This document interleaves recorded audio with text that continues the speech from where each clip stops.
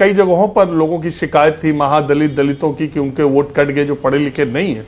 हालांकि ये बहुत बड़ा मामला नहीं है। और दूसरी बात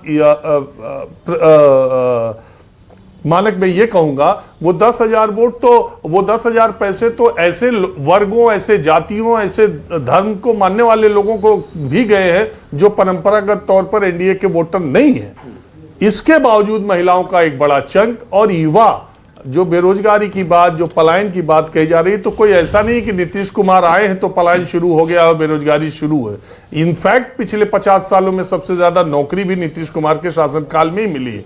और तीसरी और इंपॉर्टेंट बात लॉ एंड ऑर्डर है, जिसकी वजह से नीतीश कुमार, आप देखिएगा, एक आश्चर्य, मेरा ऐसा मानना है, गलत भी हो सकता हूं, कई बार एग्जिट पोल गलत हुआ, कई बार मैं भी गलत हुआ, लेकिन इस आशंका में कि मेरा बोला हुआ, मेरा देखा हुआ नहीं बोलना चाहिए, कहीं मैं गलत ना हो जाऊं और पॉलिटिकली करेक्ट रहूं, ताकि कब परसों जब 14 को नतीजा आए तो मैं सेफ रहूं कि मैंने ऐसा कुछ नहीं कहा था। इसलिए मेरे दिमाग में या दिल में या मैंने जो देखा है वो बोलने से अपने आप को मैं रोक नहीं सकता कि नीतीश कुमार।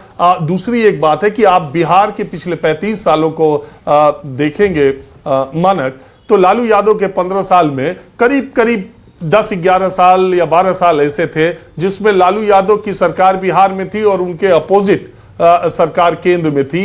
तो बहुत कारण हो सकता है, 2001 में झारखंड अलग हो गया, तो लालू यादव के शासनकाल में शायद विकास के उतने कार्य नहीं हुए, लेकिन नीतीश कुमार के शासनकाल में भी 10 साल ऐसे थे, बल्कि 13.5 साल ऐसे थे 20 साल में, जिसमें नीतीश कुमार केंद्र की विरोधी ओके राजीव, एक सेकंड आपको रोक रहा हूं। एक और एग्जिट पोल आ गया राजीव, एक सेकंड आपको रोकना पड़ेगा मुझे। एक और एग्जिट पोल, पीपल्स इनसाइट, और ये एग्जिट पोल कह रहा है एनडीए 133 से 148 सीट जीत सकती है, महागठबंधन 87 से 102। यानी तीसरा exit poll back to back, सारे एग्जिट पोल कह रहे हैं बिहार में एनडीए की प्रचंड बहुमत के साथ सरकार आने वाली है। 243 सीटें हैं, 122 का बहुमत का आंकड़ा। और अगर एनडीए को 3 एग्जिट पोल 150 के आसपास दिखा रहे हैं, 167 तक दिखा रहे हैं, उससे आप अंदाजा लगा लीजिए कि सारी एग्जिट पोल करने वाली एजेंसियों को इस बार वोटिंग खत्म होने के बाद मतदाताओं से बात करके कैसा महसूस हो रहा है। 3 एग्जिट पोल करने वाली एजेंसियां कह रही हैं बिहार में एनडीए की सरकार आ रही है, बड़े बहुमत से आ रही है।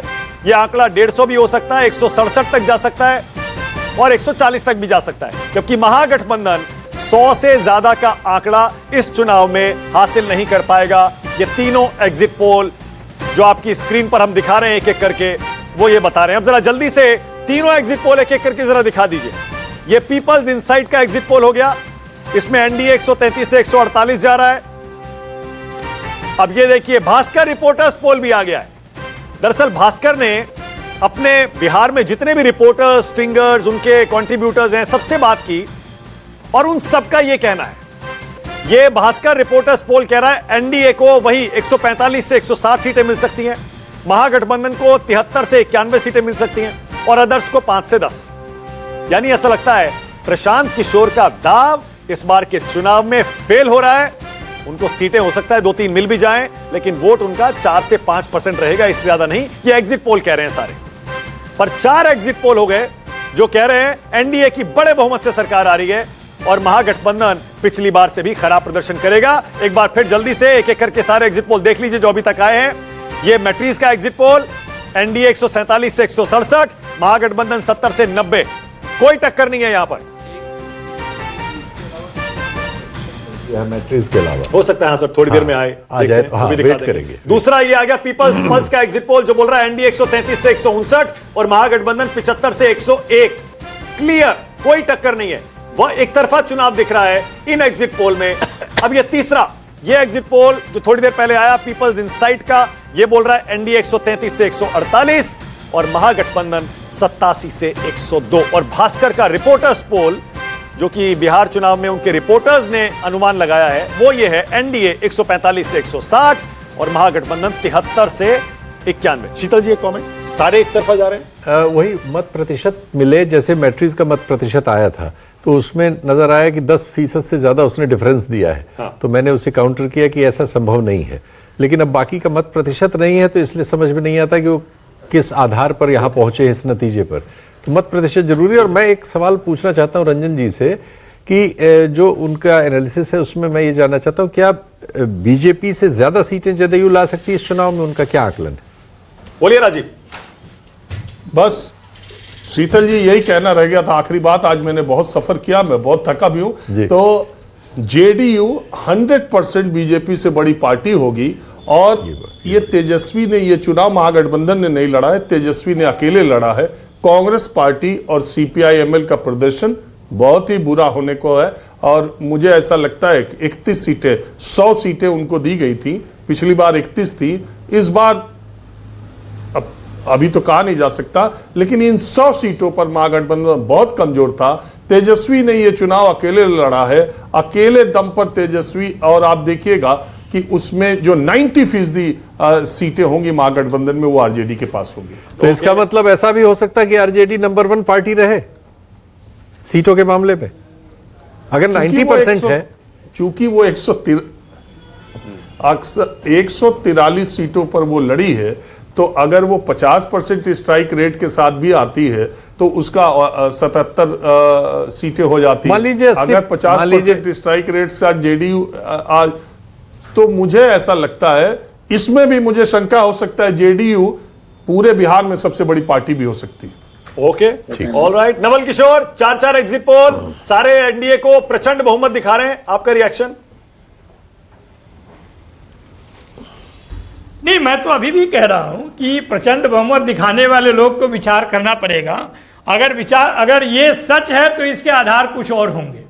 ये ऐसा अगर मत होता है तो उस मत के आधार वही होंगे जो अमित शाह जी सीसीटीवी कैमरा बंद करके अधिकारियों से मीटिंग कर रहे थे और सीएम हाउस से जो फोन जा रहे थे, ये उसके आधार पर हो सकता है एग्जिट पोल करने वालों को ये सूचना दी गई होगी कि लोगों में एक तरह का माहौल बनाइए, एक तरह का विचार बनाइए कि महागठबंधन जो एनडीए है वो बड़ी जीत हासिल कर रही है। इसके अलावा जो जमीन पे है, वो जो पिछले 20 साल का जो कमाई है भारतीय जनता पार्टी और नीतीश कुमार की, उससे कहीं ये संभव नहीं है कि बिहार के लोग इस तरह का निर्णय देंगे। ये मेरा अपना मानना है और जिसके आधार पे मैं कह सकता हूं कि मुद्दों पे इस बार लड़ाई हुई है और बिहार की जनता के अगर मुद्दों पे फैसले लेंगे तो कभी भी भारतीय जनता पार्टी को वो पसंद नहीं कर सकते। ओके, नीतीश कुमार को उतना लायक समझते हैं कि वो कोई नया काम कर सकते हैं। ठीक है पंकज जी, सारे के सारे एग्जिट पोल ओवर। थोड़ी देर पहले मैं यहां देख रहा हूं कि कुल मिलाकर 9 पोल्स आए हैं अभी तक, 9, और 9 के 9 में एनडीए आ गए।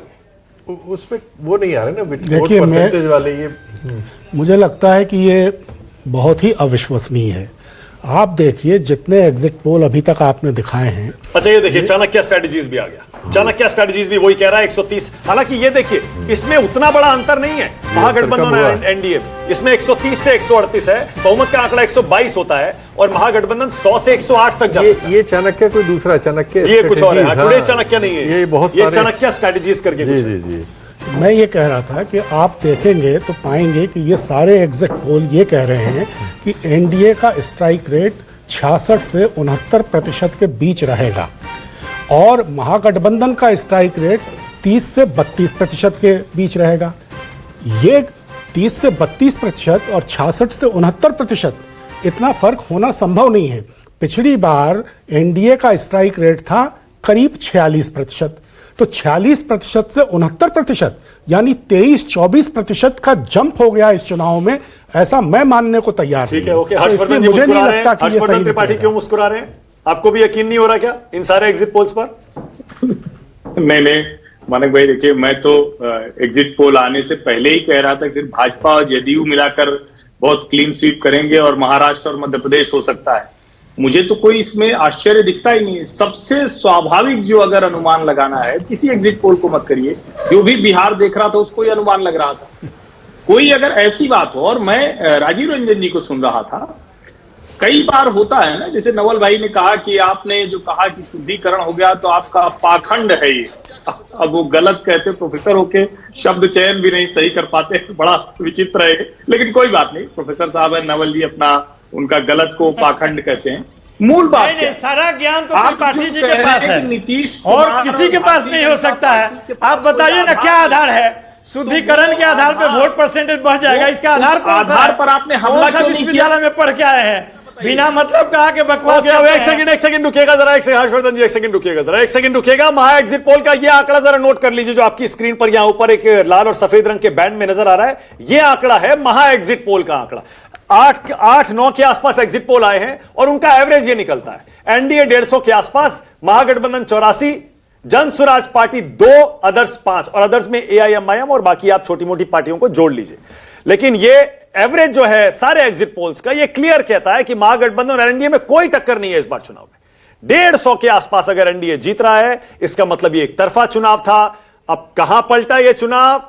क्या शुरू से एनडीए आगे था, या फिर प्रचार के दौरान, योजनाओं के दौरान, या फिर किसी और पार्टी के दाव से यह चुनाव पलटा? इसकी जाहिर है कि इसकी एनालिसिस होती रहेगी, और 14 नवंबर को जब नतीजे आएंगे उसका भी एक अपना एक अलग मजा होगा ये देखने का कि क्या वाकई एग्जिट पोल इस बार सही साबित होंगे। राजीव रंजन कुछ कहना चाह रहे हैं? अच्छा, पहले प्रीति एक कमेंट कर लीजिए, उसके बाद जाऊंगा। आप प्रीति बोलिए, पहले एक कमेंट आपका, बोलिए। देखिए, ये विश्वास और भरोसा कोई एक बार नहीं बनता है, और मोदी नीतीश जी के जोड़ी ने जो महिलाओं युवाओं पर जो विश्वास जमाया है उसको कोई तोड़ नहीं सकता। और हम लोग चुनाव प्रचार के दौरान एक नारा लगाया करते थे कि व्यर्थ पड़े हो चक्कर में, कोई नहीं है टक्कर में। आज मैं कहना चाहूंगी कि व्यर्थ पड़े थे चक्कर में, कोई नहीं थे टक्कर में, क्योंकि एनडीए की प्रचंड बहुमत की सरकार बनने जा रही है, और उसमें सबसे बड़ा योगदान महिलाओं का है। उन महिलाओं का है जिनको पहले लड़की के रूप में साइकिल मिला, छात्रा के रूप में छात्रवृत्ति मिली, जब वो शादी करने के लिए गई तो उनको आर्थिक मदद मिली। वो महिलाएं अब रुक जाइए, प्लीज रुक जाइए, प्लीज थोड़ा रुक जाइए, अब रुक जाइए। अब सबसे बड़ा सवाल का समय हो गया है। गरिमा स्टूडियो में आ गई हैं। गरिमा मेरी जगह बैठे, इतने मैं राजीव रंजन को माइक दे रहा हूं। राजीव, जरा आप बताइए क्या बोलना चाह रहे हैं। राजीव, एवरेज ऊपर यहां स्क्रीन पर हम दिखाते रहेंगे। राजीव रंजन बोलिए। देखिए, एक मानक बात चलती है कि 20 साल की शासन के बाद इस कदर की एंटी इनकम्बेंसी और इस कदर की प्रो इनकम्बेंसी एक मुख्यमंत्री के लिए हो, यह भारत में एक आश्चर्यजनक स्थिति तब है जब उस मुख्यमंत्री ने अपने दो गठबंधन के साथियों के साथ छोड़ा और उस मुख्यमंत्री का उपनाम एक पटकू राम पड़ा। लेकिन नीतीश कुमार जिस तरह की जीत के साथ आने जा रहे हैं, जिसका अनुमान मुझे भी है, और जो एग्जिट पोल बता रहे हैं, सीटों के बारे में नहीं कहा जा सकता कि वो आंकड़ा कहां तक रुकेगा, लेकिन जितनी बहुमत की सीटें हैं वो बहुमत की सीटें पाने में मेरे देखने में, एग्जिट पोल के हिसाब से मैं नहीं कह रहा हूं, मेरे देखने में पूर्ण बहुमत पाने में एनडीए को कहीं कोई दिक्कत नहीं होगी। और बिहार के इस बार के चुनाव में नीतीश कुमार एक बहुत बड़े नेता के तौर पर उभरे हैं, जिनके साथ बिहार के लोगों की सिंपैथी दिखी, जिन्हें लगा कि नीतीश कुमार को शायद उनके सहयोगी या विरोधी मुख्यमंत्री नहीं बनाएंगे, तो पूरी उनके जो समर्थक हैं, उनके जो वोटर हैं, वो उनके साथ पूरी मजबूती के साथ खड़े रहे। और पिछले 3 चुनाव में, चाहे उनकी तबीयत के बारे में जो भी बात कही जा रही हो, पिछले 3 विधानसभा चुनाव से ज्यादा नीतीश कुमार ने शारीरिक तौर पर इस इलेक्शन में मेहनत की है। एक दिन ऐसा छठ के दिन में था जबकि बारिश की वजह से तमाम नेताओं के हेलीकॉप्टर टेक ऑफ नहीं कर सके थे, नीतीश कुमार के नहीं किए, लेकिन वो बाई रोड जाकर के उन्होंने 6 रैलियां की। जिस दिन प्रधानमंत्री का रोड शो था, उस दिन बिहार के एक दूसरे जिले में देर शाम होने की वजह से रात्रि विश्राम वहां पर उन्होंने किया, वो रात को पटना नहीं आए। इस चुनाव प्रचार के दौरान नीतीश कुमार ने बहुत ही जोर लगा करके काम किया है। और दूसरी बात, सुशासन बाबू की जो बात कही जाती है, सुशासन बिहार के लोगों तक पहुंचा है और ये दिखाई दिया है। हर आदमी से अगर आप बात कीजिए तो कहता है कि बिजली आ चुकी है,